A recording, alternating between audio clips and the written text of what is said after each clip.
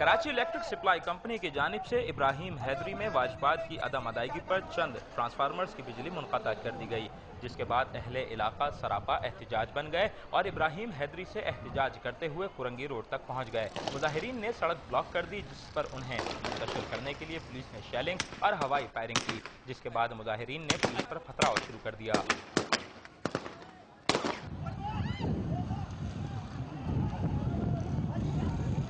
Police और मुजाहिरीन के दरमियान होने वाली हंगामा आराई के बायस कुरंगी रोड 1 घंटे से ज्यादा ट्रैफिक के लिए बंद रहा, जिसके बाद मुजाहिरीन ने इब्राहिम हैदरी के साहिल पर मौजूद केईएससी के रेंटल पावर प्रोजेक्ट की बिजली मुनक़ता करने की कोशिश की, जिस पर कानून नाफिज करने वाले इदारे हरकत में आए और मुजाहिरीन को मुंतशिर कर दिया।